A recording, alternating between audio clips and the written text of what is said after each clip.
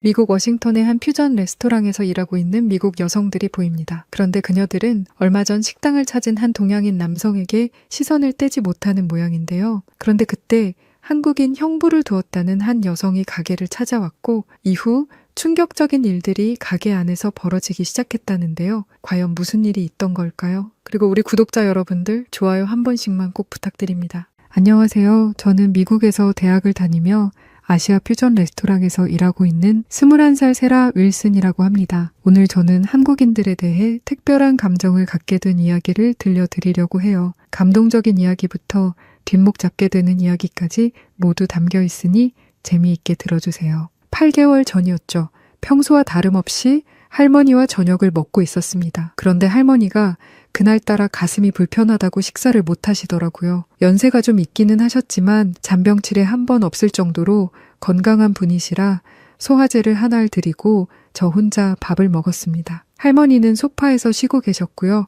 그런데 갑자기 할머니가 헉소리를 내시며 가슴을 부여잡으시는 게 보였습니다. 심장이 너무 빨리 뛰어서 숨을 제대로 못 쉬겠다고 헉헉거리시는데 그날은 상상만 해도 끔찍해요. 당장 911에 전화를 했고 초조해하며 할머니와 응급실로 향했습니다. 응급실은 정신없이 혼잡했어요. 의사와 간호사들은 바쁘게 뛰어다녔고 할머니는 의료진들에게 둘러싸여 있었죠. 아무것도 못하고 기도만 하고 있는데 제 곁으로 한 간호사가 다가왔습니다. 저보다 키가 작았는데 왜인지 믿음이 가는 아시아계 여성이었어요. 그분은 차분하게 저에게 할머니의 상황을 설명해 주었습니다. 지금 할머님은 심장이 불규칙하게 뛰는 상황이세요. 연세가 있는 분들에게 간혹 있을 수 있는 일이고요. 빠르게 응급실로 오신 덕에 큰 위험은 피할 수 있었고 병원에서 치료받으면 금방 퇴원하실 수 있을 테니 너무 걱정하지 마세요. 저를 안심시켜주는 목소리가 너무 따뜻하고 차분해서 저는 그제야 한숨 돌릴 수 있었습니다. 그분의 명찰을 봤는데 김수진이라고 적혀 있더라고요. 김이 한국식 이름이라는 건 알고 있어서 혹시 한국 분이시냐고 여쭤봤습니다. 그런데 이 질문을 하자마자 제 입을 틀어막았어요. 미국에서 이런 질문은 예의가 아니었거든요. 한국 성씨를 가졌어 미국에서 태어난 미국인일 수 있잖아요. 그런데 수진 간호사님은 제가 놀란 모습을 보고 괜찮다며 저를 토닥여 주었습니다. 아, 괜찮아요. 궁금할 수 있죠. 저는 한국에서 미국으로 유학을 왔다가 간호사가 됐어요. 수진 간호사님은 제가 처음 본 한국인이었습니다. 그리고 한국인에 대한 좋은 인상을 준 분이시죠. 수진 간호사님은 모든 환자들에게 친절하셨어요. 간호사로 일하는 게 힘들 법도 한데 그 어떤 일이 있어도 지친 내색 하나 없이 모든 사람에게 친절히 행동하셨거든요. 특히 저처럼 패닉에 빠져서 어쩔 줄 몰라 하는 사람들에게는 수진 간호사님 같은 분이 필요했습니다. 응급실에 있으면 워낙 많은 사람들이 몰려오니 보호자들은 뒷전인 경우가 많아요. 이해를 못하는 건 아니지만 영문도 모르고 가족이 고통스러워하는 걸 보는 경험은 끔찍하기 때문에 누구라도 이 상황을 설명해 주길 바라게 됩니다. 그렇기에 수진 간호사님에게 특히 감사했어요. 게다가 수진 간호사님은 할머니가 병원에 입원하셨을 때 수시로 할머니를 찾아오셨습니다. 이유는 할머니의 걱정을 덜어드리기 위해서였어요. 사실 저는 사고로 부모님을 모두 잃었는데 할머니는 자신까지 죽으면 제가 홀로 남게 된다는 생각에 잠을 이루지 못하셨습니다. 잠도 못 자고 매일 밤 끙끙 앓으시니 회복은 더디고 스트레스 때문에 몸이 더 안 좋아질 수밖에 없었죠. 그래서 수진 간호사님은 할머니를 살뜰히 챙기셨어요. 할머니가 처음 병원에 오셨을 때 세라가 얼마나 씩씩했는지 몰라요. 성인이라 해도 이제 겨우 20살밖에 안 된 아이잖아요. 세라는 어떤 상황이 와도 잘 이겨낼 아이이니 할머니는 회복에 힘써주세요. 그게 세라를 위한 일 아니겠어요? 병원의 그 누구도 이런 이야기를 해주지 않았어요. 오직 수진 간호사님 한 분뿐이셨죠. 게다가 제가 병원에 갈 때면 간식을 챙겨주시기도 하셨습니다. 가끔은 본인이 싸온 도시락을 저와 함께 먹기도 했어요. 제 생각이 나서 2인분을 싸왔다고 하시는데 아무리 생각해도 이렇게까지 하시는 이유를 알 수 없었습니다. 수진 간호사님은 저와 이야기를 하기 위해 이렇게 함께 밥을 먹는 거라고 말씀하셨어요. 처음으로 할머니와 떨어져 지내는 제가 걱정된다며 학교 생활은 어떤지 물어봐 주셨죠. 편찮으신 할머니에게는 하지 못할 걱정거리는 없냐고 물어보셨고요. 이건 결코 쉬운 일이 아니에요. 간호사가 이것까지 할 이유는 없으니까요. 하지만 수진 간호사님은 환자들의 몸을 보살펴 주는 걸 넘어 환자들의 마음의 상처까지 돌볼 수 있는 분이셨습니다. 미국에서 태어나 살면서 개인주의가 당연하다고 배웠어요. 다른 사람의 일상을 묻고 관심을 가지는 건 무례한 거라고 배웠으니까요. 하지만 수진 간호사님을 통해 누군가의 관심이 필요할 수 있다는 걸 깨달았습니다. 만약 수진 간호사님이 없었더라면 할머니와 저 모두 병원 생활이 많이 힘들었을 거예요. 수진 간호사님은 병원에 있는 모든 사람이 입을 모아 칭찬하는 분이셨습니다. 어느 정도였냐면 나이팅게일의 후예, 병동의 천사라는 별명까지 가지고 계셨죠. 퇴원을 하는 날 간호사님에게 진심으로 감사 인사를 하면서 물었어요. 왜 이렇게까지 환자들을 마음으로 보살폈냐고요. 그때 수진 간호사님이 제게 해주신 말이 아직까지 기억나요. 저도 할머니 손에서 자랐는데 저희 할머니가 전기 넘치는 분이시거든요. 그때 정확히 전기라는 단어를 사용하셨는데 이게 무슨 의미냐고 물었습니다. 그거 한국어인데 영어로는 번역이 안 되는 말이에요. 한국인들만 가지고 있는 정서이기 때문이죠. 내가 세라 씨에게 한 행동이 전부 정일 거예요. 혹시 한국인들을 만나게 된다면 내가 세라에게 보여준 정을 그 사람에게 전해주면 좋을 것 같아요. 이 설명을 듣고도 정이라는 것을 제대로 이해하지는 못했지만 한국인들 특유의 따뜻한 마음이 있다는 것만은 확실히 알 수 있었습니다. 그리고 수진 간호사님이 제게 주신 정이라는 걸 잘 기억해 놨다가 꼭 똑같이 행동해 보겠다고 다짐했죠. 이게 한국인과의 첫 만남이었어요. 아주 좋은 기억으로 남아 있었죠. 그런데 제 인생에 갑자기 나타난 한 사람으로 인해 엄청난 혼란을 겪게 되었습니다. 그 사람을 만난 곳은 돈을 벌기 위해 일하기 시작한 식당에서였어요. 아시안 퓨전 레스토랑이었는데 한식과의 결합이 특히 많은 인기를 끌고 있었죠. 아시겠지만 미국은 현재 한식 열풍으로 난리거든요. 솔직히 말하면 여기가 퓨전 레스토랑인지 한식당인지 모를 정도로 한식의 비중이 높았습니다. 그래서인지 사장님은 한국인 직원이 필요하다고 생각하셨나 봐요. 아시안이 일을 하고 있으면 신뢰가 높아질 거라면서요. 그래서 아르바이트로 뽑힌 게 한국인 이진호 씨였습니다. 자신을 어릴 때 미국으로 이민 온 한국인이라 소개한 이진호 씨는 신사적인 느낌이 물씬 나는 사람이었어요. 워낙 어릴 때 이민 온지라 한국어는 잘 몰랐지만 외적으로는 한국인 같았기 때문에 손님들의 반응이 워낙 좋았습니다. 요즘 미국에서는 한국인이라고만 하면 호감을 살 수 있거든요. 게다가 이진호 씨의 외관도 썩 괜찮았습니다. 깔끔하게 다린 셔츠에 말끔히 정돈된 머리, 누구에게나 공손하게 인사하는 모습이 인상적이었죠. 특히 손님들을 대하는 태도가 정말 좋았어요. 주문을 받을 때면 허리를 살짝 숙이면서 공손하게 응대하고 음식을 서빙할 때도 항상 부드러운 미소를 잃지 않았죠. 사람들은 이진호 씨 자체가 예의 바른 사람인 줄로만 알고 있었는데 저는 수진 간호사님을 겪어봤기 때문에 알고 있었습니다. 한국인들은 모두 저런 교육을 받는다는 걸요. 한국인들은 예절을 중요하게 생각하는 사람들이기 때문에 어릴 때부터 공손하고 예의 바르게 인사하는 방법이나 우서른이나 윗사람에게 하는 행동이 정해져 있다고 알고 있어요. 이걸 알기에 이진호 씨의 행동이 더 좋게 보였습니다. 가정교육을 잘 받은 사람이라는 거잖아요. 그리고 가정에서 이런 수준 높은 교육을 받은 사람이라면 세련되고 품이 있어 보이는 건 당연하죠. 저는 마치 이진호 씨가 영국 신사처럼 느껴졌습니다. 왜냐하면 매너도 정말 좋았거든요. 무거운 그릇은 자기가 먼저 나서서 들어주고 바쁠 때면 제가 도와드릴게요 라며 먼저 다가왔죠. 심지어 제가 실수로 음료를 쏟았을 때도 괜찮아요. 제가 치울게요 라면서 혹시 유리가 깨지지는 않았는지 살펴주었습니다. 이런 모습 덕에 여자 손님들 사이에서 이진호 씨의 인기는 대단했어요. 다들 이진호 씨만 보면 수군거렸죠. 저 사람 한국인이지? 응. 저렇게 깔끔하게 하고 다니는 아시아 남자는 한국인밖에 없어. 한국 드라마에서 나오는 남자 같아. 맞아, 향기도 좋더라. 내가 아는 중국인 남자애는 이상한 냄새를 풍기고 씻지도 않는데 저 사람은 좋은 향기도 나고 깨끗해 보여. 이런 식의 말들이었죠. 실제로 어떤 손님들은 이진호 씨가 서빙하는 구역에만 앉으려고 했어요. 이래서인지 다른 남자 직원들의 질투를 사기도 했습니다. 적극적으로 호감을 표하는 여자들도 있었죠. 한국인이시라고요? 역시 한국 남자들은 역시 달라요. 세련되고 매너도 좋으시네요. 이런 이야기를 들을 때면 이진호 씨는 미소 지으며 인사했고 연락처를 요구받는 경우도 종종 있었습니다.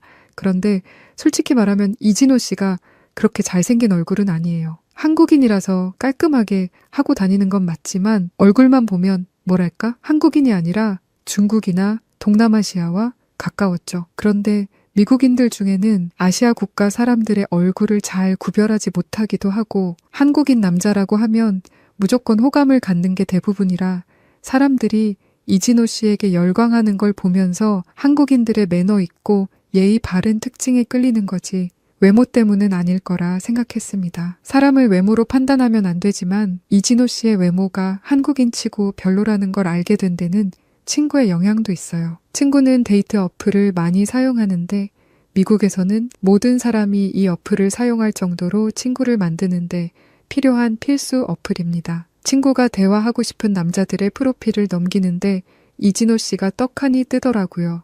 이 사람을 안다고 말하기도 전에 친구가 이렇게 말했어요. 한국인? 뭐야, 이 사람 중국인 같은데? 왜 한국인이라고 해놨어? 친구는 케이팝도 좋아하고 한국 문화에 관심이 많아요. 한국인 친구들도 여럿 있다고 들었고요. 이런 친구가 이진호 씨를 중국인 같다고 하니 뭔가 이상하더군요. 친구는 이렇게 말을 덧붙였습니다. 하여간 중국인들은 한국인인 척을 너무 많이 해. 중국인이 한국인인 척을 한다니 무슨 의미인지 물었습니다. 처음에는 한국인이라고 해서 만났는데 만나고 나니 중국인인 경우가 너무 많아. 이 어플 보면 여자들이 선호하는 국적이 뜨는데 여자들이 선호하는 국적이 한국이야. 한국인이면 기본은 한다는 거지. 그런데 중국은 같은 중국인 아니면 안 만나주거든. 그래서인지 자꾸 중국인들이 한국인인 척 하더라? 이건 사기잖아요. 그래서 흔한 일은 아닐 거라 생각했습니다. 하지만 흔한 일이 아니라니 한국인이라고 해서 만난 남자 중 10에 9이 중국인이었어.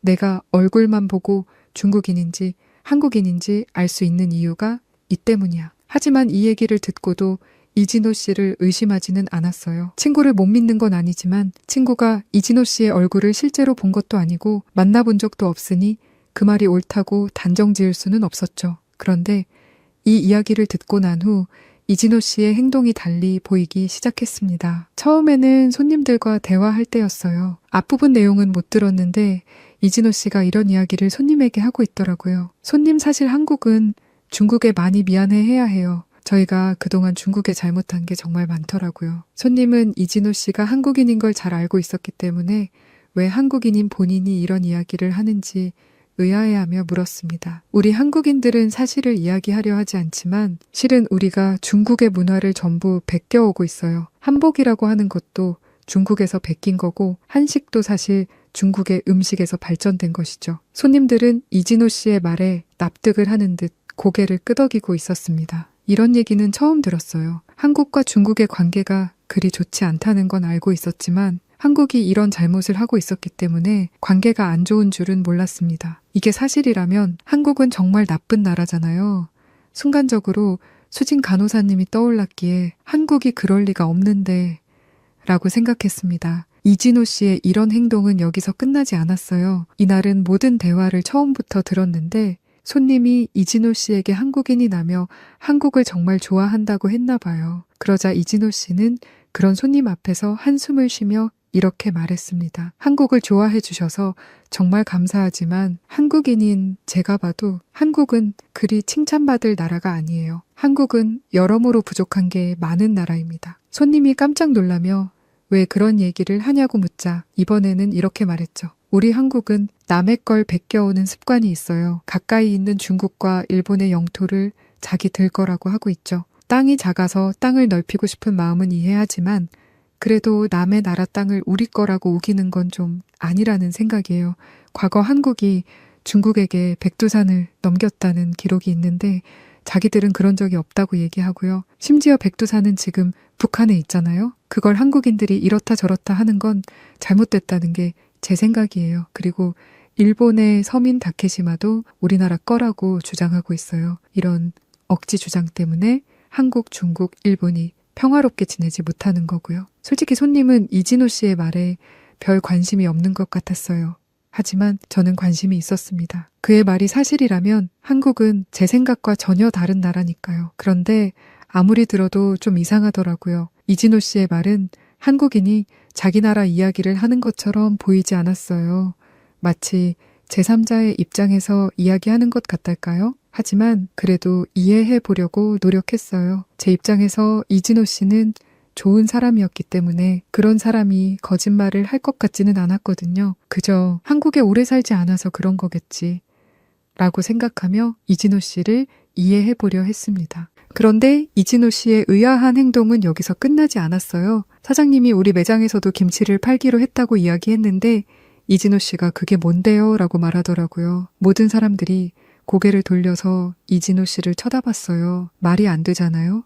거기서 일하는 모든 사람들이 아는 김치를 한국인인 이진호 씨가 모른다는 게 말이 되나요? 사장님도 당황했는지 이진호 씨에게 한 번 더 말했습니다. 김치 말이야 김치. 김치를 팔기로 했다고. 예전에는 손님들이 김치를 너무 매워할까봐 못 팔았는데 이젠 다들 한국 음식에 익숙해졌으니 김치도 잘 먹을 것 같아서. 그런데도 이진호 씨는 그게 뭔데? 라는 표정이었습니다. 한국 음식 말이야. 김치라고. 사장님이 말하자 그제야 하하 하고 웃으면서 아, 김치 알죠.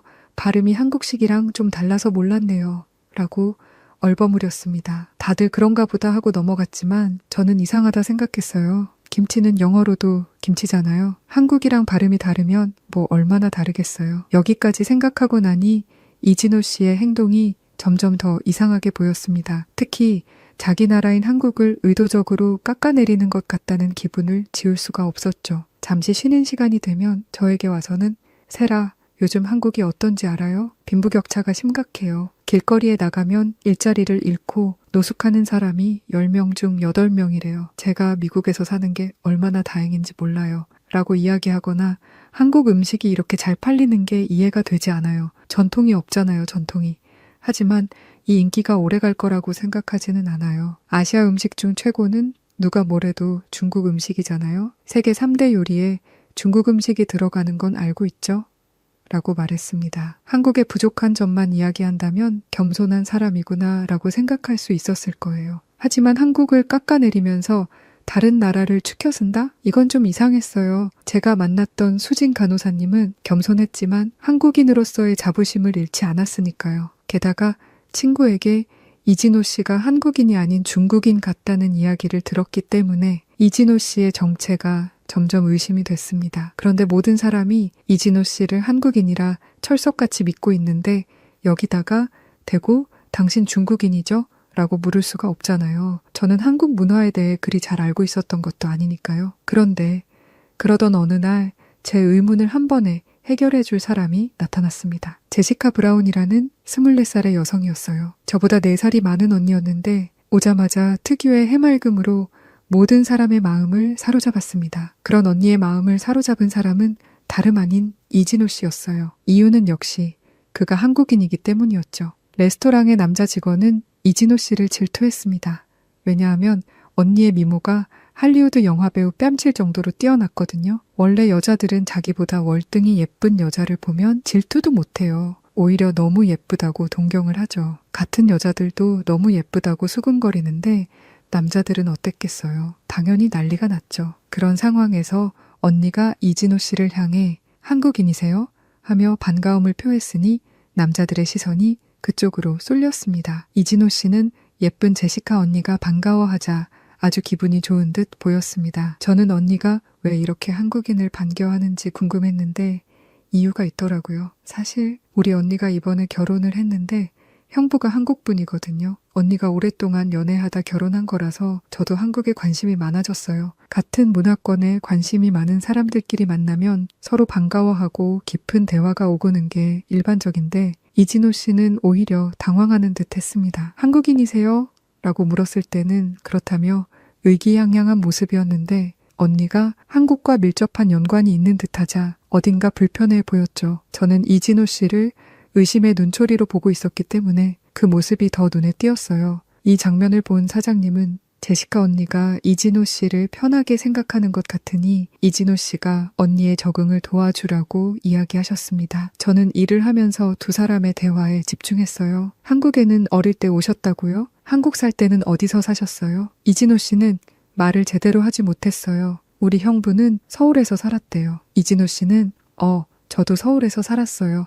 라고 말했습니다. 어딘가 미심쩍은 부분이 있는 표정과 말투였죠. 언니는 아무 의심 없이 최근에 한국에 가본 적이 있는지, 요즘 한국은 어떤 모습인지에 대해 이야기를 나누려고 했습니다. 언니가 결혼할 때 한국에서도 결혼식을 했었는데 한국은 제 생각보다 훨씬 발전한 나라더라고요. 공상과학 영화에서 나오는 것처럼 지하철 안에 스크린도 있고 지하철역에 있는 화면인데 저희 집 TV보다 화질이 좋더라고요. 그리고 배달 음식도 대박이었어요. 솔직히 미국 배달 음식은 피자나 치킨밖에 없잖아요. 그런데 한국은 웬만한 게 다 배달이 되던데요. 제가 능력만 있으면 한국에 살았을 텐데 아쉬웠어요. 언니는 해맑게 이야기하고 있었지만 이진호 씨의 표정은 매우 불편해 보였습니다. 아무리 미국에 오래 살았어도 한국인이라면 이런 대화에 대답해 줄 수는 있잖아요. 하지만 입을 꾹 다물고 아무 말하지 않았습니다. 제시카 언니는 그런 이진호 씨의 모습을 보고 제게 이렇게 말했어요. 이진호 씨 부끄러움이 많은 성격인가 봐요. 일하는 곳에 한국인이 있다고 해서 많이 반가웠는데 저는 어색하게 웃으면서 저분이 좀 그런 면이 있어요. 며칠 보다 보면 가까워질 수 있을 거예요. 라고 말하고는 말았습니다. 그런데 며칠 지나지 않아 언니가 이진호 씨를 의심하게 되는 사건이 일어났습니다. 저희 가게에서는 직원들의 점심을 챙겨주는데 보통 기름기가 많은 음식이에요. 그런데 언니는 기름기가 많은 음식을 먹으면 소화가 잘 안 된다며 늘 도시락을 챙겨왔습니다. 그리고 대부분이 한국 음식이었죠. 이진호 씨와 언니의 출근이 겹친 날, 언니는 이진호 씨에게 도시락을 건네면서 이야기했습니다. 혹시 이거 같이 드실래요? 슬쩍 봤는데 빨간색 밥에 뭐가 이것저것 섞여 있는 것 같았어요. 무슨 음식인지 정확히 알지는 못했기 때문에 밥에 케첩을 섞은 건가 생각했습니다. 그런데 이진호 씨도 저랑 똑같은 생각을 했더라고요. 약간 인상을 찌푸리면서 이게 뭐죠? 케첩에 밥을 섞은 건가요? 햄이랑 케첩을? 이라고 말하는 거예요. 저는 언니의 식성이 조금 특이하다 생각하면서 제 음식에 눈을 돌렸는데 언니가 어이없다는 말투로 말했습니다. 아니 이게 뭔지 몰라요? 김치볶음밥이잖아요. 이진호 씨는 그게 뭐냐는 표정이었습니다. 저는 언니의 도시락을 또 한 번 봤어요. 케첩이 아니라 김치의 양념이 밥에 스며든 것 같더라고요. 언니는 왜 한국인이 김치도 모르냐라는 눈빛으로 이진호 씨를 바라보고 있었습니다. 당연히 이상하겠죠. 저나 다른 직원들도 이상하게 생각하는 부분이었으니까요. 이진호 씨는 이제야 김치가 가게에서 팔고 있는 김치라는 걸 깨달았는지 김치군요. 김치랑 밥이랑 비벼서 먹는 거죠? 라고 말했습니다. 머쓱하게 웃는 걸 보면서 역시 이상해 라고 생각하는데 언니의 표정은 여전히 굳어 있었습니다. 볶음밥이라고요? 이진호 씨가 얘기하는 건 비빔밥이고요. 아니, 한국인이 김치볶음밥을 모르는 게 말이 돼요? 이건 한국인이라면 무조건 아는 걸 텐데요. 이진호 씨는 말을 더듬거리며 제가 어렸을 때 미국으로 와서요. 한국 음식은 잘 모르겠네요. 라고 대답했지만 언니는 이렇게 답했습니다. 부모님은 한국분 아니세요? 보아하니 김치도 잘 모르시는 것 같은데 한국 가정에서 태어난 분이 그게 말이 되나요? 이 말에 이진호 씨의 얼굴이 순간 붉어졌습니다. 그러더니 갑자기 목소리를 높이더라고요. 우리 부모님은 그런 음식 안 좋아하셨어요. 한국 사람이라고 꼭 한국 음식만 먹어야 되는 법이라도 있어요? 우리 부모님이나 저는 한국 음식 안 좋아해요. 이진호 씨는 얼굴을 붉히고 씩씩거리고 있었습니다. 언니는 당황한 듯 손사래를 치며 말했습니다. 죄송해요. 제가 너무 무례하게 행동했나 보네요. 정말 궁금해서 물어본 거였어요. 죄송해요. 그날 이후 일주일 정도가 지났어요. 그리고 그날은 한국인 손님들이 유난히 많이 오신 날이었죠. 처음에는 그분들이 한국인이신지도 몰랐어요. 그런데 식사를 하시다 겉옷을 벗으셨는데 안에 반팔티를 입으셨더라고요. 그런데 팔 쪽에 태극기가 그려져 있었습니다. 제가 아는 건 아니고 제시카 언니가 알려준 거였어요. 세라, 저 사람들이 입은 옷 말이야. 우리 형부도 있다? 처음엔 그냥 한국인들이 많이 입는 옷인가 했는데 그게 아니었어요. 한국인 남자들은 다 군대에 가는 거 알지? 군대에 가면 저 옷을 나눠준대. ROK라고 쓰여 있지? 저게 한국 육군을 뜻해. 팔에 있는 건 한국의 국기고. 언니는 한국에 대해 아는 이야기가 나오면 저에게 알려주고 싶어 했고 그 얘기들은 늘 흥미로웠기 때문에 저는 그날도 주의 깊게 언니의 이야기에 귀를 기울였습니다. 한국인 남자들은 모두 군대에 간다니 멋있더라고요. 강인해 보이고 나라를 위해 군 생활을 하는 게 여자 입장에서 멋있잖아요. 또 자기들끼리 유니폼을 맞춰 입는 것도 매우 특별해 보였습니다. 한국인 남자분들은 소속감을 느끼려고 저걸 입으시는 건가요? 그런 것도 있겠지만 우리 형부는 편해서 입는다더라. 통풍도 잘 돼서 좋대. 저와 언니는 이런 가벼운 이야기를 하며 그릇을 닫고 있었어요. 그런데 그때 이진호 씨가 그분들에게 다가가는 게 보였어요. 저는 의심의 눈초리로 그 장면을 보고 있었습니다. 별 문제 없이 주문을 받고 오더라고요. 이진호 씨는 어릴 때 미국으로 와서 한국어를 잘 못해 영어로 주문을 받았고요. 그런데 제시카 언니는 그 모습이 이상했나 봐요. 세라, 역시 뭔가 이상해. 설마 했는데 역시 이진호 씨를 의심하고 있는 거였어요. 저거 봐. 한국인이라면 저 티셔츠에 그려진 게 뭔지 모를 리가 없어. 아무리 미국에 일찍 왔어도 본인을 한국인이라고 얘기할 정도면 국기는 알아야 하는 거 아냐. 저 한국인 남자분들 영어도 잘하시던데 혹시 한국에서 오셨냐고 물어는 볼 수 있잖아. 보니까 자기한테 한국인이냐고 물어보는 여자들이랑은 대화 잘만 하던데? 정말 가려운 데를 긁어주는 말이었어요. 제가 차마 하지 못했던 말들이거든요. 제가 한국인 분들의 테이블로 음식을 가져다 드렸는데 한 분이 제게 말했습니다. 저분 혹시 한국인이세요? 그렇다고 답했죠. 왜 물어보시나요? 아, 별건 아니고 이름은 한국식이신데 한국인은 아닌 것 같아서요. 저는 저도 모르게 말했어요. 한국인 맞아요. 순간 헉했지만 뭐 어때 본인이 한국인이라고 말하고 다녔는데 라고 생각하며 제 자리로 돌아왔습니다. 잠시 후 제 얘기를 들은 한국인 손님들이 이진호 씨를 불러 세우더니 한국어로 말을 걸더라고요. 그런데 이진호 씨는 못 알아듣는 듯 하더니 예스 라고 대답을 얼버무리곤 자리로 왔습니다. 못 알아들어도 영어로 물으면 되는데 제대로 말도 못하고 도망치는 게 어디 찔리는 게 있는 게 분명했죠. 고개를 돌려보니 제시카 언니도 이 장면을 주의 깊게 보고 있었어요. 그리곤 이렇게 말했습니다. 세라, 저 사람 아무래도 한국인 아닌 것 같아. 분명해. 왜 그렇게 생각하셨어요? 저 간단한 말을 이해 못했다고? 한국인 분이 뭐라고 말씀하셨는데요? 물 좀 가져다 달라고 하셨어.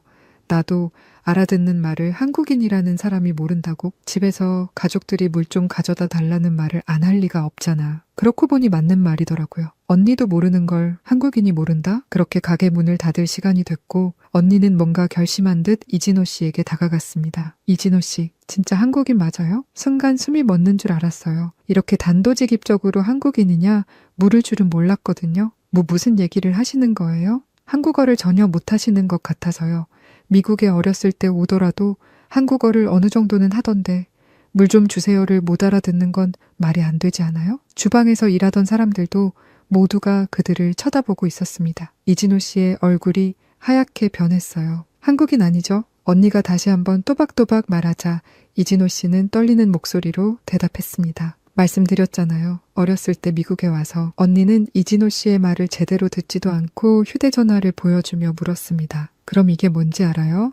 언니의 휴대전화 화면에는 한국인 남자분들의 티셔츠에 있던 한국의 국기가 띄워져 있었습니다. 그런데 이진호 씨는 그게 뭔지 전혀 모르는 눈치였어요. 보세요, 지금 이게 뭔지 아냐고요? 이진호 씨는 여전히 대답하지 못했습니다. 이건 한국의 국기예요. 한국어도 못하고 한국의 국기도 알아보지 못하고 심지어 김치가 뭔지도 몰랐잖아요. 이렇게 한국에 대해 아무것도 모르는데 당신이 어떻게 한국인이에요? 이진호 씨는 안 되겠다 싶었는지 화를 내기 시작했어요. 내가 한국인이라면 한국인이라는 거지 당신이 무슨 자격으로 이래요? 내 얼굴을 좀 봐요. 전형적인 한국인 외모 아닌가요? 쌍꺼풀 없는 눈, 검은 머리.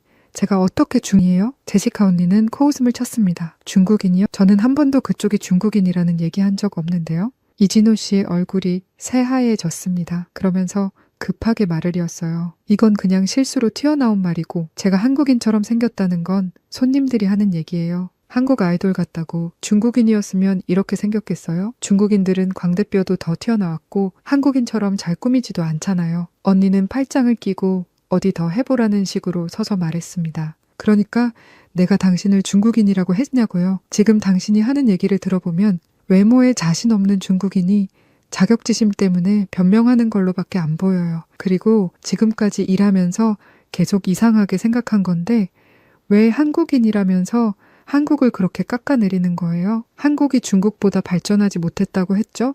그러면서 한국은 중국에게 미안해해야 하고 사죄해야 한다고 왜 이렇게 중국이랑 한국을 엮어요? 이진호 씨는 아무 말 못했고 언니는 또박또박 논리적으로 말했습니다. 그리고 당신이 하는 말은 제대로 된 게 하나도 없어. 한국이 중국의 문화를 훔친다고 했는데 훔치는 건 중국이지. 동북공정이라는 말은 아나? 한국이 중국보다 작다는 이유로 한국이 중국을 동경한다고 생각하는데 한국인들은 절대 그런 소리 안 해. 또 손님들이 한국 음식 주문하면 한국 음식은 건강하지 않고 맵기만 하다고 이야기하는데 한국 음식은 발효식품을 많이 사용해서 건강에도 좋고 가공식품이 아니라 자연에서 오는 채소를 적절히 사용하기 때문에 요즘에는 병원에서도 한식을 권장하는 추세야. 맛도 있고 영양소도 골고루 섭취할 수 있으니까 어떻게 한국인이 이런 가짜 정보를 퍼뜨릴 수 있지? 이진호 씨는 구석으로 완전히 몰렸고 몸을 부들부들거리다 결국 폭발하고 말았어요. 그래,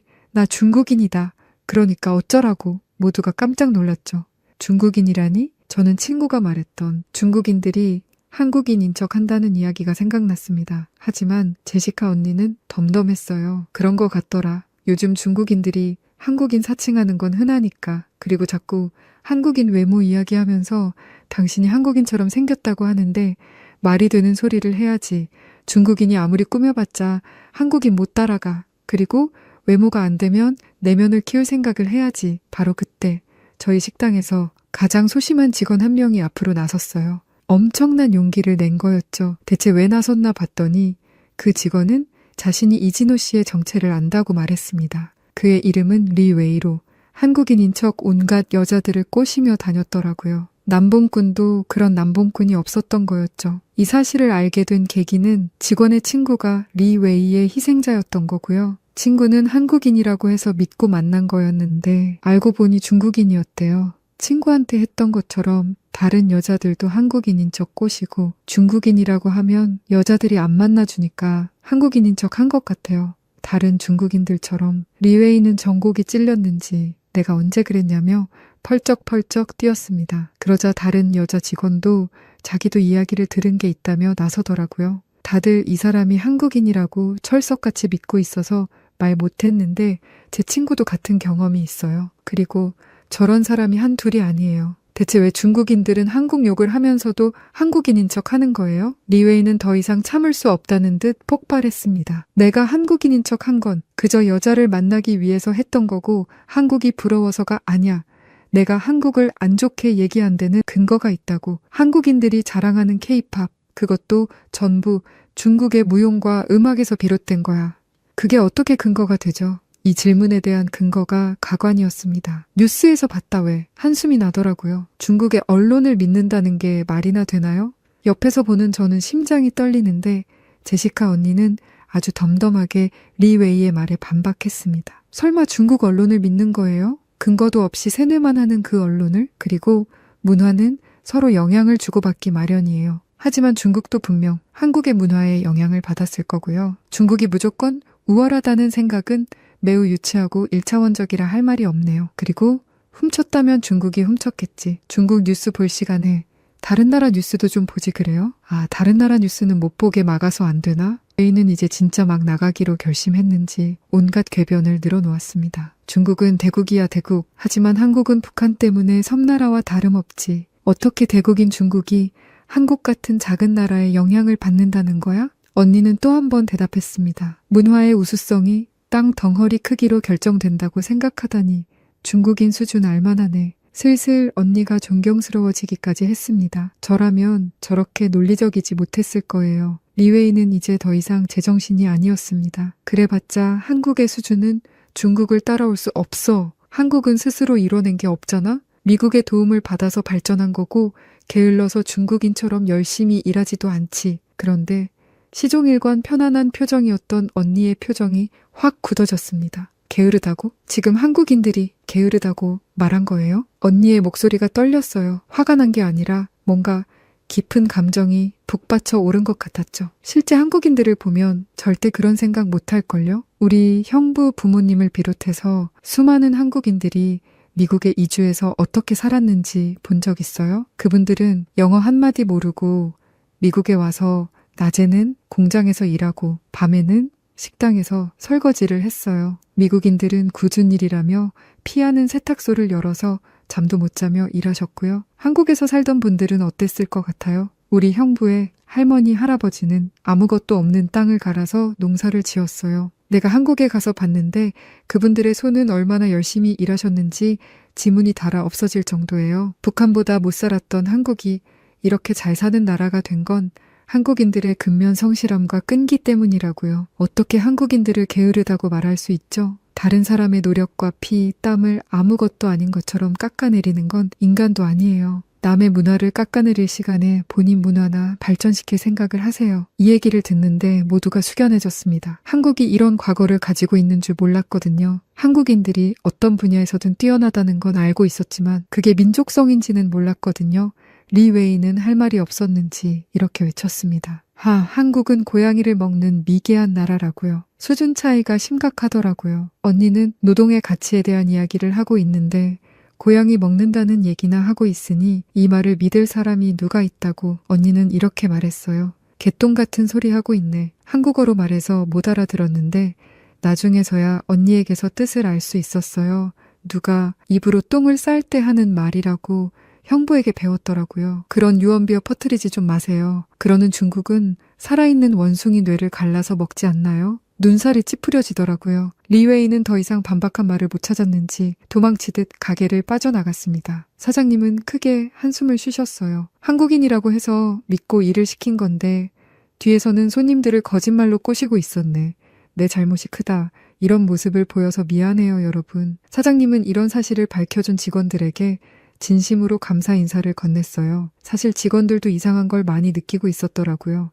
현재 가게에는 새로운 한국인 직원분이 오셨는데 확실히 리웨이랑 달라요. 리웨이는 거짓으로 내숭을 떠는 것 같았다면 새로운 진짜 한국인 박수호 씨는 모든 게 자연스러웠고 그리고 직원들이 바라는 대로 한국의 문화에 대해 열심히 알려주고 있어요. 저는 수진 간호사님이 제게 보여주신 것처럼 정을 발휘한 결과 박수호 씨와 연인관계가 되었습니다. 한국인인 척하는 중국인 이야기가 제 연애 이야기로 끝난 게 조금 의아하실 수 있겠지만 자랑하고 싶었어요. 모두가 원하는 한국 남자를 쟁취해냈으니까요. 아무튼 리웨이가 이제는 정신 차리고 한국인 행세 좀 안 했으면 좋겠네요. 중국인이 한국인 행세한다는 게 이미 소문이 쫙 났거든요. 들통날 거짓말은 하지 않는 게 좋겠죠? 요즘 한국인인 척하는 중국인들이 정말 미국에 많아도 너무 많아서 걱정이 큰 요즘입니다. 네, 오늘 이야기 여기까지입니다. 저도 뉴스에서 이런 이야기를 몇 번 본 적은 있는데 이렇게 사연으로 직접 듣게 되니 상당히 충격적이네요. 사연은 재밌게 들으셨는지 모르겠습니다. 부족했는데도 끝까지 들어주셔서 감사드려요. 자, 그럼 저는 여우튜브 김지혜였습니다. 다음 영상으로 다시 찾아뵙겠습니다. 감사합니다. 세계 최고의 자부심으로 무장한 미국 교통 전문가가 한국을 방문하게 되었다고 합니다. 그는 교통체증도 해결하지 못하는 한국에서 무엇을 볼 수 있겠냐며 호언장담했지만 한국의 고속도로에서 경험했던 믿기 힘든 일들로 하여금 이 미국 교통 전문가의 자존심을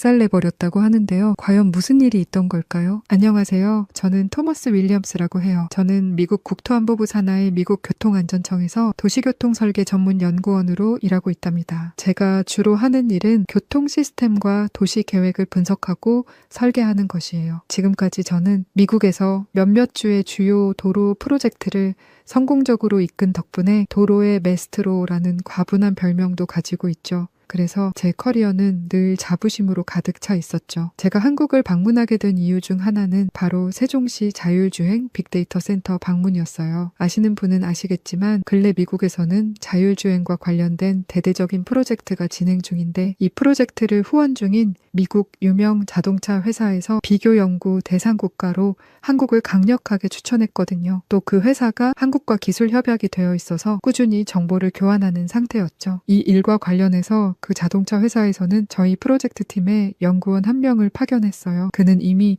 한국 세종시의 자율주행 빅데이터 센터를 방문한 경험이 있었는데요. 그가 말하길 세종시는 한국 정부가 스마트시티로 개발 중인 대표적인 도시로 자율주행차와 스마트 도로 기술의 테스트 베드 역할을 하고 있다고 열정적으로 말하더군요. 특히 세종시 자율주행 빅데이터 센터는 수많은 차량과 교통 데이터를 분석해 자율주행 시스템을 최적화하는 핵심적인 역할을 하고 있고 근래 기술 발전이 세계 최고 수준을 이루고 있다고 강조했죠. 저는 그의 말을 들으면서도 속으로 반신반의했어요. 한국에 그런 시설이 있다고? 거창한 이름에 비해 실질적인 성과는 없지 않을까? 이 파견 연구원이 정말 연구를 제대로 했을까 의심이 들었어요. 솔직히 기업 연구원 중에서는 대충 연구만 하고 연구비만 챙기는 경우도 비일비재하니까요. 그래서 제가 그에게 구체적으로 어떤 성과가 있었나요? 라고 물었을 때 그는 자신감 있게 데이터를 제시하며 교통사고율 감소, 도로 효율성 향상과 같은 수치적인 데이터를 말했어요. 하지만 그 순간에도 제 머릿속에는 이런 생각이 떠오르더라고요. 수치야,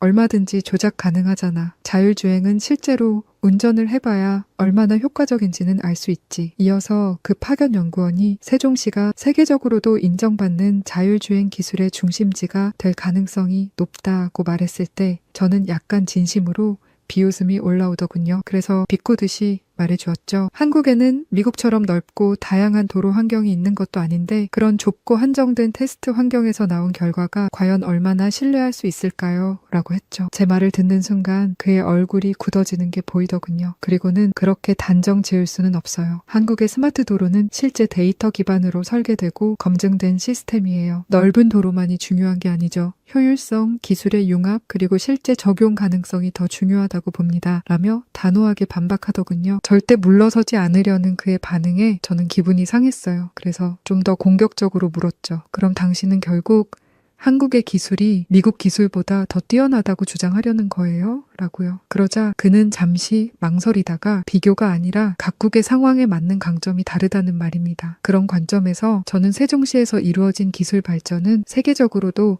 주목할 만한 수준이라고 생각해요. 라고 단호하게 대답하더군요. 파견 연구원과 저와의 대화는 그 이후에도 계속해서 팽팽한 긴장감을 유지했어요. 그는 자신이 보고 경험한 세종시와 한국의 기술에 대해 확신을 가지고 있었고 저는 그 절대적인 확신에 오히려 의구심이 더 커졌습니다. 사실 처음에 저는 한국을 꼭 방문하지 않아도 되었어요. 하지만 그 자동차 회사에서 파견된 그 연구원과의 대화에서 저는 큰 반감을 가지게 되었고 그래서 제가 직접 확인해서 확실하게 대응을 하지 않으면 이후 저의 연구에 큰 차질이 생길 것 같은 예감이 들더군요. 그 자동차 회사는 이번 프로젝트에 가장 크게 후원을 하고 있었기 때문에 후원사라는 이름으로 이래라 저래라 간섭을 할 가능성이 매우 높았거든요. 그래서 저의 이번 세종시 방문은 명목적으로는 한국의 도로교통 기술과 시스템이 세계적인 기준에 부합하는지 확인하고 그를 통해서 현재의 프로젝트에 참고하려는 목적이었지만 내심은 전혀 그게 아니었죠. 저는 이 연구원의 콜을 납작하게 만들어주고 자동차 회사가 제 연구에 간섭하지 않도록 확실하게 선을 그어야겠다고 작심했답니다. 한국 방문을 준비하기 위해 출발 일주일 전 미국 국토안보부 대외협력부에 한국의 국토교통부를 통해 세종시 자율주행 빅데이터 센터와 관련된 자료를 요청했습니다. 아무래도 국제적으로 협력하는 일이니 최소한 일주일, 길게는 2, 3주쯤 걸릴 거라 예상했어요. 그런데 제가 요청을 보낸 지 10분도 안 돼서 메일이 하더라고요. 순간 당황해버리고 말았죠. 이렇게 빨리 답변이 올 줄 누가 알았겠어요. 예전에 같은 아시아국인 일본에 비슷한 요청을 했을 때 거의 보름 정도 걸렸던 기억이 갑자기 떠오르더군요. 얼떨떨한 기분으로 메일을 열어보니 세종시 자율주행 빅데이터 센터에 대한 소개와 성과 그리고 주요 프로젝트에 대한 상세한 자료들이 깔끔하게 정리되어 있었어요. 그 자료들을 읽다 보니 처음에는 저도 모르는 사이에 빠져들어서 이 정도라면 꽤 잘 운영되는 곳인가 라는 생각도 들었어요. 하지만 정신을 차리고 내용을 좀 더 자세히 들여다보니 오히려 의심이 커지더군요. 자율주행과 관련하여 축적된 세종시 빅데이터 센터의 데이터에는 기술적인 진보는 물론이고 도저히 믿기 어려운 완벽한 안전성 입증, 더 나아가 고질적인 한국의 교통체증 해소까지 언급되어 있었는데 이건 마치 연구자료나 통계자료가 아니고 그냥 광고자료라는 생각이 딱 들었습니다. 아니 아무리 기술이 발전했다고 해도 아직 수많은 난제가 남아있는 자율주행 분야에서 이런 시스템이 실제로 완벽하게 구현되었을 리가 없거든요. 지금 미국이나 유럽에서도 매우 국소적인 지역에서 매우 한정된 조건으로 택시 등 최소한의 교통수단에 대해서 자율주행에 대한 연구가 진행 중이잖아요. 물론 언론에서는 당장 2, 3년 내에 자율주행이 상용화될 거라고 과장해서 떠들어대고 있긴 하죠. 하지만 최일선에서 연구하는 저는 알잖아요. 아직 해결해야 할 문제들이 수두룩하다는 걸요. 그래서 자료를 옆으로 책상 위에 던지면서 속으로 생각했어요. 이걸 어떻게 믿어? 직접 가서 봐야겠다. 자료로만은 판단할 수 없어. 한국에 대해 제가 가장 먼저 떠올린 이미지는 복잡하고 혼란스러운 도로였어요. 그래서 파견 연구원으로부터 한국의 스마트 도로에 대한 이야기를 들었을 때 바로 코웃음을 쳤죠. 첨단 기술, 교통 체증 하나 해결 못하는 나라가 첨단 운운하는 건 좀 우습지 않나? 라는 생각이 들었으니까요. 솔직히 한국에 대한 이미지는 땅이 작고 인구 밀도가 높은 나라 정도였고 그런 곳에서 자율주행 기술이나 스마트 도로가 성공적으로 운영되고 있다는 말은 솔직히 믿기가 어려웠습니다. 또 가끔 TV뉴스나 몇몇 기사에서 접한 서울의 교통체증 이야기는 꽤나 인상 깊었죠. 한 번은 서울에는 출퇴근하는 데만 하루의 절반을 보내는 사람들이 많다는 기사를 본 적이 있거든요. 그때부터 제 머릿속에는 한국의 도로 시스템이 꽤나 낙후되어 있다는 생각이 자리 잡았던 것 같아요. 100번 양보해서 아무리 기술이 발전했더라도 도로 시스템에 있어서 물리적인 한계는 극복하기가 정말 어렵거든요. 땅도 좁고 산도 많고 인구 밀집도도 세계 최고 수준인데 기술이 아무리 좋아봤자 한계가 있을 것이 뻔하니까요. 원래 못 살고 가난한 국가일수록 도로체증은 심각하거든요. 필리핀이나 베트남과 같은 동남아시아 국가들의 도로 교통체증만 봐도 알 수 있죠. 또 제가 이런 한국에 대한 편견을 강화하게 된 또 다른 이유는 몇몇 영상에서 봤던 한국의 골목길 때문이에요. 좁고 복잡한 도로에서 차들이 겨우겨우 지나가는 모습을 보면서 어떻게 저런 곳에서 차를 운전하고 다니지? 라는 의문이 든 적이 있거든요. 또 어떤 영상을 보면 한국에서는 주차도 이상하게 하더라고요. 한국에서는 주차를 후진으로 하던데 제가 나고 자란 미국에서는 후진으로 주차를 하는 사람이 거의 없거든요. 땅이 너무 좁기 때문에 차를 다닥다닥 붙이기 위해서 후진 주차를 할 수밖에 없다는 설명을 들으니 안타깝다는 생각까지 들 정도였습니다. 그래서 한국이 교통 시스템에 꽤나 투자하고 있다는 이야기를 들었지만 제 머릿속에는 여전히 복잡한 얽히고 엉킨 차들과 꽉 막힌 도로만 떠올랐어요. 그래서 저는 이번 방문이 오히려 이런 사실을 확실히 확인하는 기회가 될 거라고 생각했어요. 결국 보나마나 교통체증을 해결하지 못한 사례만 실컷 보게 되겠지? 라는 생각을 가지고 있었죠. 그런 의구심을 가지고 한국행 비행기에 올랐습니다. 인천공항에 도착한 뒤 세종시로 가는 여정이 시작되었죠. 공항에서 마중 나온 한국 측 담당자와 함께 차를 타고 이동했는데 고속도로에서의 풍경은 꽤나 흥미롭더군요. 도로는 생각보다 훨씬 깔끔하게 정돈되어 있었고 차선도 명확했어요. 하지만 제가 가장 놀랐던 건 중간에 들른 고속도로 휴게소였습니다. 처음에 담당자가 휴게소에 잠시 들르겠다고 하길래 그냥 주유소 같은 곳에서 간단히 주유하고 화장실이나 들르는 정도겠거니 생각했어요. 미국에서는 고속도로 휴게소에서 과자나 음료를 사는 게 전부였거든요. 솔직히 미국 휴게소는 대부분 낡고 불결하다는 이미지가 강했어요. 화장실은 청소가 제대로 되어 있지 않아서 지독한 냄새가 나는 경우가 많았고 음식도 별로 신선하지 않은 정크푸드나 빵 몇 개 정도가 전부였어요. 간단히 말해서 그냥 필요한 것만 빠르게 해결하고 떠나는 장소에 불과하죠. 그런데 한국 휴게소에 들어서자마자 저는 마치 작은 마을에 온 듯한 느낌을 받았어요. 넓은 주차장과 깔끔하게 정돈된 건물들 그리고 사람들로 붐비는 풍경이 마치 세련된 쇼핑몰 같았어요. 미국 휴게소와 비교하면 그 차이가 실로 하늘과 땅 차이라고 해도 과언이 아니에요. 한국 휴게소는 단순히 주유하고 소변을 보기 위해서 잠깐 들리는 곳이 아니라 사람들이 편안하게 머물면서 충분히 쉬고 즐길 수 있는 휴양지처럼 보였어요. 건물 안으로 들어가니 눈앞에 펼쳐진 광경은 더욱 정말 놀라웠습니다. 다양한 음식점들이 줄지어 있었고 그 메뉴도 간단한 정크푸드나 빵 같은 것이 아니라 떡볶이, 순대, 어묵 같은 간식부터 수많은 메뉴로 구성된 한식, 중식, 일식, 양식까지 다 있더군요. 메뉴들이 어찌나 다채로운지 도대체가 뭘 먹어야 할지 모를 정도더군요. 솔직히 저는 머리가 띵했어요. 몇 분간 아무 말도 할 수 없었죠. 마치 딴 세상에 와 있는 듯한 붕 뜬 느낌이 들더군요. 이런 광경은 미국 휴게소에서 정말 0.1 상상할 수 없는 풍경이었거든요. 게다가 음식들이 전부 너무나 신선해 보였고 조리된 냄새가 식욕을 자극했어요. 그때 한국 담당자는 저를 위해서 몇 가지 메뉴를 추천해 주었고 저는 돈가스를 주 메뉴로 하고 부메뉴로 김밥, 떡볶이 그리고 따뜻한 어묵 국물을 먹게 되었죠. 양이 좀 많았지만 너무 맛있어 보여서 꼭 먹어보고 싶었거든요. 지금 안 먹으면 또 언제 먹을 수 있겠냐고 생각하면서요. 음식을 먹고 있는 저에게 한국 측 담당자는 음식 맛이 꽤 괜찮죠? 라고 물었고 저는 고개를 끄덕이며 네, 너무 맛있네요. 라고 대답했어요. 하지만 사실 그냥 맛있는 수준이 아니었죠. 이 정도면 최고급 요리라고 해도 과언이 아닐 정도로 너무나 맛이 정갈하고 깔끔했으니까요. 하지만 마음 한켠으로는 그냥 여기까지 먼 길 오느라 배가 고파서 더 맛있게 느끼는 거 아닐까 생각도 가졌습니다. 음식을 다 먹고 화장실에 갔어요. 화장실도 미국과는 비교할 수 없을 정도로 깨끗했습니다. 미국 휴게소 화장실에서는 청결에 대한 기대를 전혀 안 하거든요. 그냥 급한 볼일만 해결할 수 있으면 된다고 생각하죠. 그런데 한국 휴게소의 화장실은 마치 어느 고급 호텔 로비 화장실에 들어온 것과 같은 착각이 들 정도였죠. 심지어 수전에 손을 대니 자동으로 물이 나오고 멈추고 하더라고요. 이건 사실 호텔에서도 보지 못한 시스템이거든요. 그것뿐인가요? 세면대 옆에는 핸드드라이어와 손 세정제까지 다 구비되어 있었죠. 솔직히 크게 놀라긴 했지만 아무 일 없는 듯 다시 마음을 가다듬고 생각했죠. 휴게소 화장실을 이 정도로 과하게 할 필요가 있을까라고 생각하며 속으로 비아냥대었죠. 화장실을 이렇게까지 꾸미는 게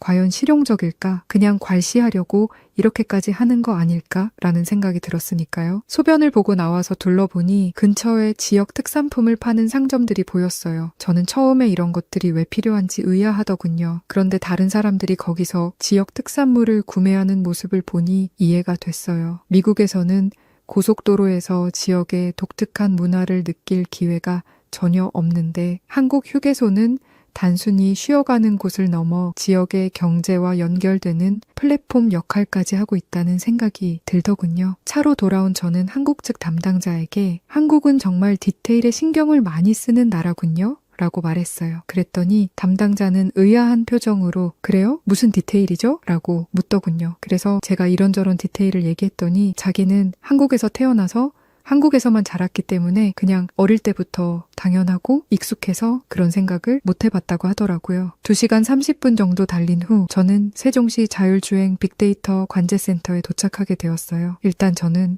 그 규모와 시설의 현대적인 모습을 보며 감탄하지 않을 수 없었습니다. 유리로 된 외관은 첨단 기술을 다루는 시설답게 세련되어 보였고 건물 안으로 들어가니 거대한 디지털 스크린과 정밀한 장비들이 눈길을 끌었어요. 센터 관계자는 이곳이 한국의 자율주행 기술 개발의 핵심 역할을 맡고 있다고 설명하더군요. 관제실에 들어서니 벽을 가득 채운 대형 스크린에 실시간 도로 상황과 자율주행 차량의 움직임이 나타나고 있었어요. 관계자는 데이터 수집을 위해 키로 구간의 도로에 설치된 노변 기지국과 차량, 사물 간 통신 UX 시스템이 어떻게 작동하는지 설명했어요. 특히 간성읍행버스 BRT 전용 도로에서의 자율주행 테스트가 현재 진행 중이라는 이야기를 들었을 때 겉모습만 화려한 시설이라고 생각했던 제 편견이 조금씩 흔들리기 시작하더군요. 관계자는 센터에서 하루에만 수십 테라바이트의 교통 데이터를 처리하고 있으며 이를 통해 도로 상황에 맞는 최적의 자율주행 알고리즘을 개발하고 있다고 강조했어요. 이 데이터를 기반으로 자율주행 차량이 장애물을 인식하고 회피하며 교통 흐름에 맞춰 최적의 운행을 할 수 있게 됩니다. 라고 설명했죠. 그러나 저는 여전히 의구심을 떨칠 수 없었어요. 보기에는 정말 화려해 보이는데 과연 이 정도 데이터로 실질적인 자율주행 구현이 가능한가? 라는 생각이 들었으니까요. 관계자가 안내한 다음 장소는 빅데이터 서버실이었어요. 이곳은 자율주행 차량과 관련된 모든 데이터를 실시간으로 저장하고 분석하는 곳이라고 했어요. 미국에서도 보기 힘든 엄청난 크기의 서버들이 줄지어 서 있었고 수많은 케이블과 끼는 불빛들이 기술적 역량을 상징하는 듯 보였어요. 그때 함께 온 파견 연구원이 한국의 자율주행 시스템의 가능성을 언급하며 세종시의 도로 시스템이 얼마나 최첨단인지 열심히 설명하더군요. 하지만 저는 이렇게 말했죠. 한국의 교통 시스템은 아직도 교통체증이 심각하잖아요. 그런 것도 해결하지 못하고 있는데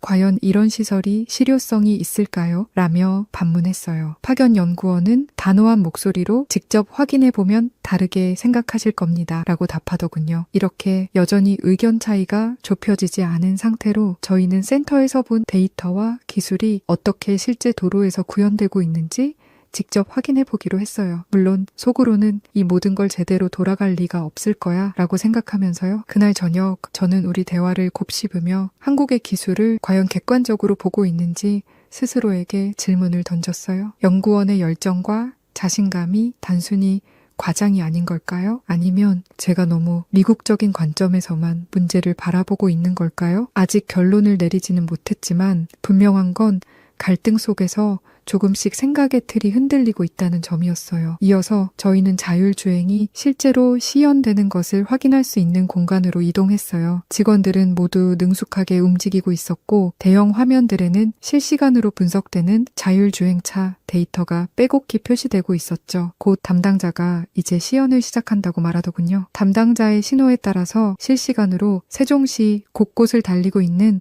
자율주행 차량들의 움직임이 대형 화면에 나타났어요. 차량의 속도, 위치, 주변의 건물들과 사람들의 상황, 풍향과 기압, 도로의 온도와 수분 상태 등 취합할 수 있는 거의 모든 정보가 0점 단위로 업데이트되고 있더군요. 이런 데이터를 기반으로 수많은 자율주행차들이 완벽한 질서를 이루면서 일사불란하게 움직이는 걸 실제로 눈으로 보니 정말 공상과학 영화를 보고 있는 것만 같은 착각까지 들 정도더군요. 미국은 그동안 자율주행 기술의 선구자로 평가받아 왔고 구글, 테슬라와 같은 회사들이 자율주행차를 상용화 직전 단계까지 끌어올린 상태죠. 하지만 아직 넘어야 할 난관이 정말 수없이 많은 것도 사실이에요. 미국에서는 자율주행 기술이 주로 개별 차량의 인공지능과 센서 기술에 초점이 맞춰져 있어요. 한 대의 차량이 도로의 모든 변수를 스스로 판단하고 대응하는 시스템을 중심으로 발전해 온 것이죠. 하지만 이 방식은 한계가 명확했어요. 복잡한 실제 도심 환경에서는 모든 차량이 독립적으로 움직이다 보니 통합적인 소통과 연결성이 부족했고 이는 종종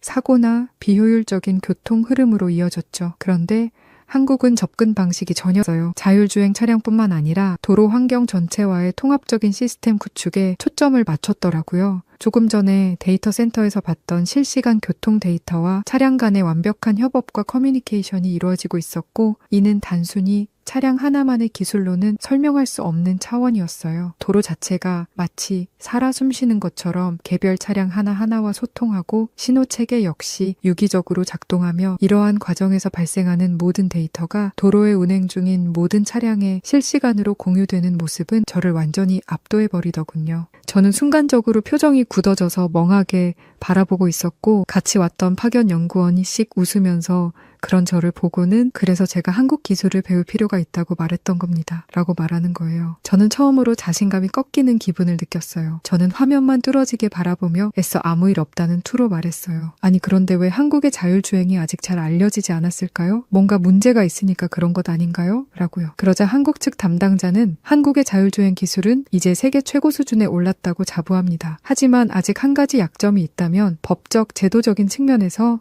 미국에 비해 아직 부족한 부분이 많다는 점이에요. 미국은 주마다 다르긴 해도 자율주행 관련 법안이 꾸준히 발의되고 있잖아요. 반면에 한국은 제도 정비 속도가 상대적으로 느린 상황이에요. 이런 상황에서 저희가 축적한 노하우를 국제적으로 공유했다가는 상용화 이전에 기술 유출 등 여러 가지 국가적으로 민감한 이슈가 발생할 수 있기 때문에 조금 조심스러운 입장입니다. 라고 말하더군요. 그 말을 들으니 솔직히 안도감이 밀려오더군요. 그나마 법적, 제도적 문제가 아직 유연하게 풀리지 않은 게 미국 입장에서는 얼마나 다행스러운 일인가 하는 생각이 들었거든요. 자율주행이 상용화되면 엄청난 돈이 오가는 시장이 형성되는데 한국이 그걸 선점해버리면 미국으로서는 크나큰 국가적 손실이 되니까요. 그렇게 그날 저는 저의 예상보다 훨씬 진일보한 한국의 자율주행 기술의 발전을 목격하게 되었고 약간 복잡한 심경이 되어 숙소로 돌아올 수밖에 없었답니다. 숙소에 돌아와서 지난 하루를 돌아보며 저는 깊은 생각에 잠겼어요. 제가 세종시 자율주행 빅데이터 센터에서 경험한 것은 단순히 기술적 충격에 그치지 않았어요. 그것은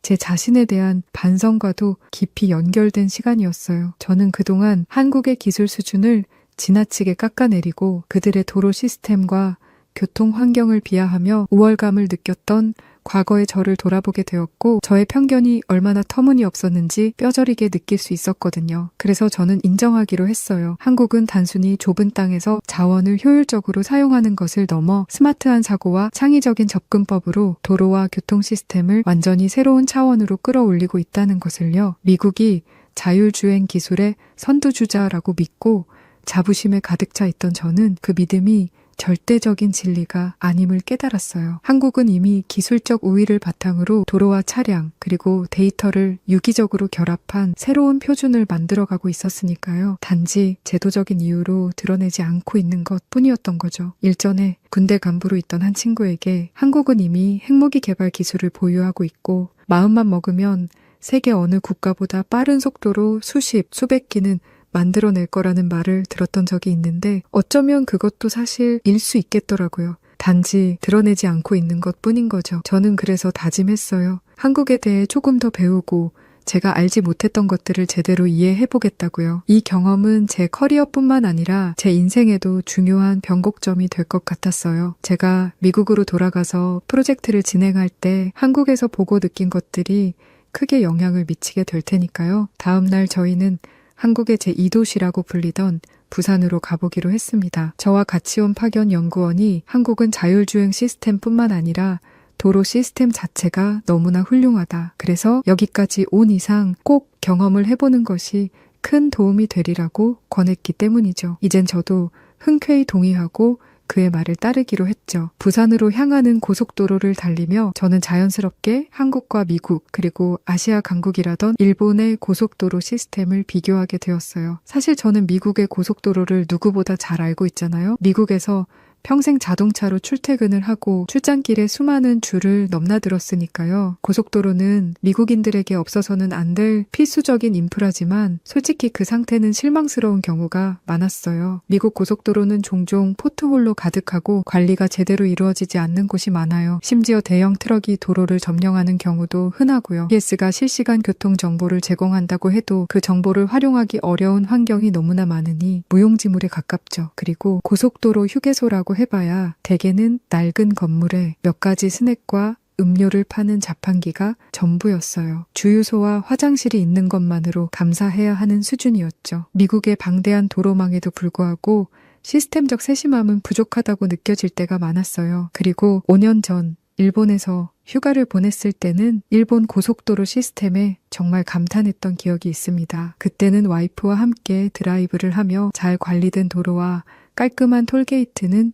물론 고속도로 휴게소에서도 약간의 놀라움을 느낄 수밖에 없었죠. 하지만 지금 한국 고속도로를 달리며 제가 얼마나 좁은 세상에 갇힌 채 편견을 가지고 살았는지 깨닫게 되었어요. 한국의 도로는 제가 놀라워했던 일본보다 최소한 2~3배는 더 발전한 느낌이었습니다. 일단 도로의 상태부터가 완벽에 가까웠죠. 고속도로가 길게 이어지는 동안 단 한 번도 도로 상태가 나빠졌다는 느낌을 받지 않았어요. 차선마다 분명하게 표시된 경계선과 명확한 안내 표지판이 운전을 훨씬 편안하게 만들어줬습니다. 한국의 고속도로 시스템은 교통정보를 실시간으로 제공하는 수준이 남달랐어요. 곳곳에 설치된 전광판이 도로 상황을 상세히 알려주는데 단순히 정체 구간만 알려주는 게 아니라 예상 도착 시간이나 우회 경로까지 안내했으니까요. 미국의 교통정보 시스템은 정보가 부족하거나 늦게 업데이트되는 경우가 많아 솔직히 아무 쓸모가 없거든요. 일본에서도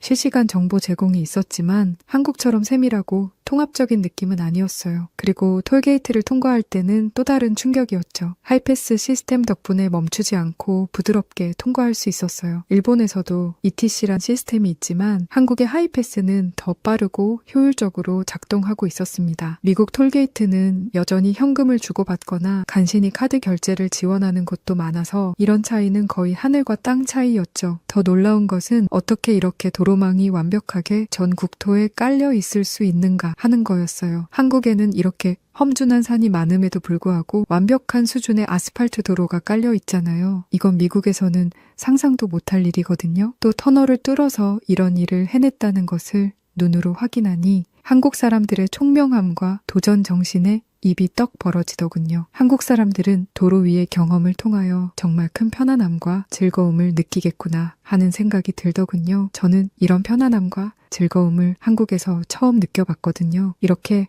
며칠간의 한국 방문 후 저의 심경을 정리하자면 한마디로 무지하고 편협했던 과거의 자신이 부끄러울 정도로 큰 깨달음을 얻었다고 말할 수 있어요. 저는 처음에 한국을 방문하기 전에 많은 편견을 가지고 있었어요. 이처럼 조그만 나라가 교통 시스템이 좋아봤자 얼마나 좋겠어 라며 비아냥거리던 제 태도는 산산이 부서져 날아가 버렸어요. 저는 이번 한국 방문을 통해 단순히 한국의 기술적 우수성에 놀랐을 뿐만 아니라 사람들이 시스템을 설계하고 유지하는데 얼마나 깊은 고민과 세심한 노력을 기울이는지도 알게 되었습니다. 세종시 자율주행 빅데이터 센터에서 실시간 데이터를 기반으로 자율주행 시스템이 얼마나 정확하고 효율적으로 작동하는지 확인했을 때의 충격이 아직도 생생하군요. 제가 일하는 미국에서도 자율주행 기술은 많이 발전했지만 한국이 보여준 통합성과 유기성은 전혀 다른 수준이라는 것을 깨달았으니까요. 한국의 도로 시스템은 기술, 서비스, 그리고 세심함이 결합된 새로운 차원이었어요. 저는 아마도 이번 한국의 방문을 기회 삼아 한국과 한국의 교통 시스템에 대해 비난했던 것에 대해 깊이 사과하고 싶었고 한국에서 얻은 경험과 깨달음은 단순히 제 식견을 넓히는데 그치지 않고 미국에 돌아가 도로 관련 프로젝트를 진행하면서도 한국에서 배운 기술적 통찰과 서비스 마인드가 큰 도움이 될 거라고 생각하고 있습니다. 실제로도 그렇고요. 미국에 와서 일을 하면서 예전 같았으면 지나쳤을 세부 사항에 대해 더 깊이 고민하게 되고 사람 중심의 접근법을 생각하게 된 것도 모두 한국에서 배운 것들 덕분이었으니까요. 앞으로 제 커리어가 어떻게 전개되든 한국에서 배운 이 모든 것이 평생 저의 기준점이자 영감이 될 것 같아요. 아참, 그리고 부산에서 보낸 시간은 정말 즐거웠습니다. 부산의 해운대 해변에서 산책하고 자갈치 시장에서 신선한 해산물을 맛보던 그 순간순간은 잊을 수 없을 만큼 특별했어요. 무엇보다도 사람들의 솔직하고 친절한 태도가 정말 인상 깊었죠. 여행을 하면서 사람들에게 길을 물어볼 때가 몇 번 있었는데 정말 진심으로 도움을 주는 모습이